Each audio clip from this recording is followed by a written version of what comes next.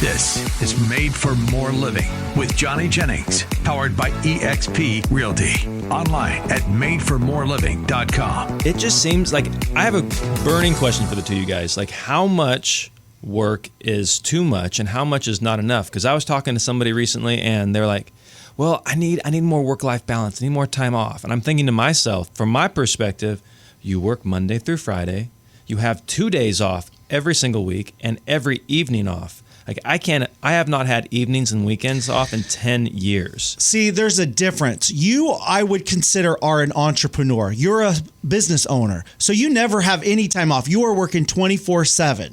365 days a week to some extent. Yeah. It's always on top of your mind. You're always got your phone out. You're always working.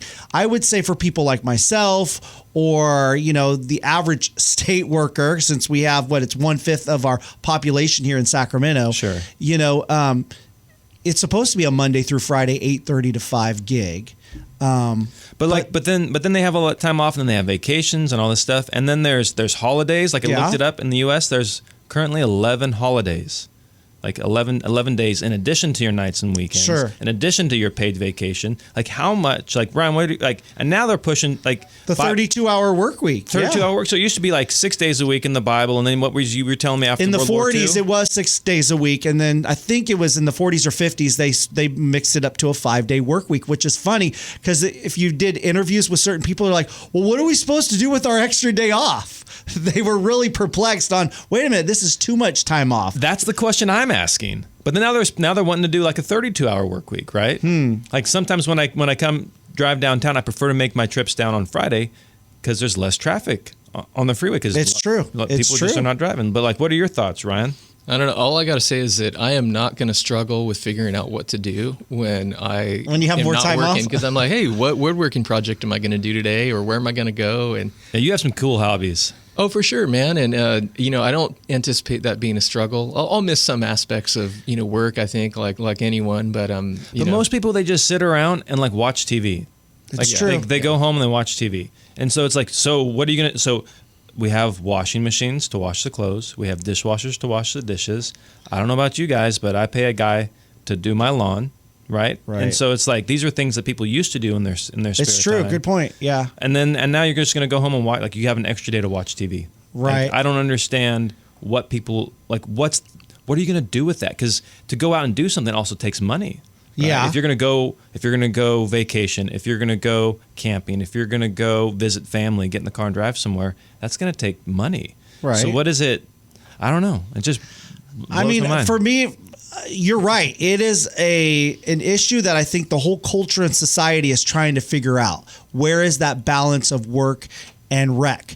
And I think for me, it's how productive are you being in that time that you're given to work?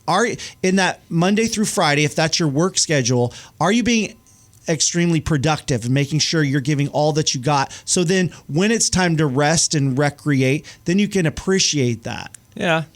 That's my perspective. But I get what you're saying. If you're going to have a time of rest and relaxation, do something with it where you're being refreshed, not just sitting there and zoning out on Netflix, Yeah. Yeah. And so anyways, the US has 11 holidays. Do you know what the number one? I looked it up according to Wikipedia. So everything's right on the internet. There's no fallacies there, inaccuracies. Do you know what the number one country is with the most holidays? I bet you it's not a country in Asia. That's for sure. India. Really? India has the most holidays? Yeah, I would have never guessed that. I love it. Guess how many? So the US has 11.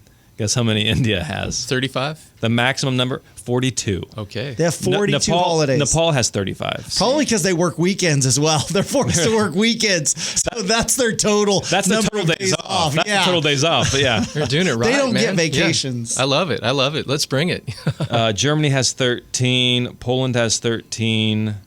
New Zealand has 12. France has 11. Israel has 11. I have so much unused sick and vacation time. I can't. It's hard for me to take a day off. I'm like you. Like if I want to take a day off, I have to do so much extra work in order to have a day off. Yeah. Yeah. So anyways, I had to come in I took Monday off. I had to come in on Sunday night to allow myself to take Monday off. Well, there you go. Everybody's built a little different. And I get that. There's probably not a universal solution to this, but what fires me up about the whole topic is, have you ever Googled the death clock? I've seen that. You have? That was scary. Yeah. So I looked it up the other day, and it says I'm going to live to be 86 years, 3 months, and 21 days old. My death day, let's see if it has it on here, is January 10th, 2075. And so with that frame of reference, like, what am I going to do on my days off? Do I want to make the most of that time with my family and friends, or you better catch up on Netflix. Right, exactly. It's a good point. Your time is limited. It's a very interesting tool. And I noticed, because I was here when you took that little test, that one of the key factors that extends your lifespan is your attitude or your optimism. Perspective on life. Yeah. Are you a pessimistic? Are you a realistic? Or are you an optimistic person? And if you're an optimist, it really has a big effect on your life. You live much longer if you're an optimistic person. Yeah. And if you're a mall walker, I just want a mall walker. Yeah, that was a subfield. Right. Yeah. So I put it in there as like a heavy drinker, heavy smoker. It may have me live until 66. And then heavy drinker with a neutral outlook. Heavy drinker, heavy smoker, which I'm not either of those things, but heavy drinker, heavy smoker with a positive outlook, just to see, like, and it gave me an extra 15 years. Yeah, isn't that crazy? Just did not have anything to do with diet, exercise, mall walking. It just had to do with my perspective on life. And so, anyways, interesting stuff. But what does this have to do with appraisals? We have Ryan Lundquist here in the studio with us today, appraiser extraordinaire, and the answer is absolutely nothing. It has nothing to do with it. But we were talking about people who were, or companies who, like hedge funds, who are buying up properties. Are they having a significant impact on the market? No. We were talking about cash buyers, or cash buyers are the ones purchasing everything. Slight uptick, right? Ryan, you said like about a 5% increase. Correct. On average. Mm-hmm. And then the other question that I'm getting all the time from buyers and sellers is, what about the Bay Area buyers? What are they still the ones coming over in droves and just they're selling a house that's a fraction the size of the ones here in Sacramento for many multiples of that amount? What are you seeing? Are the Bay Area buyers still a thing?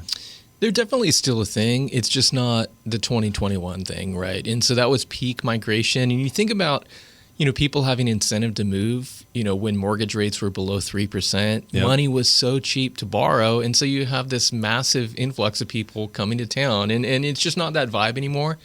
And so we see, I think, in a lot of markets, and even in the state of California, where migration has really changed, where, yes, it's still happening. People are leaving the state. People are coming to the state, just not at 2021 levels. And I think for locals, I just say, be really careful about expecting that Bay Area unicorn to swoop in and, pay, $200,000 over, what's reasonable. Yeah. And so I find that the danger when we talk about the Bay, even though they are a factor, they're absolutely Bay Area buyers. I think that there's that expectation that someone's going to overpay. And, that's just more fiction than reality. Correct. Yeah.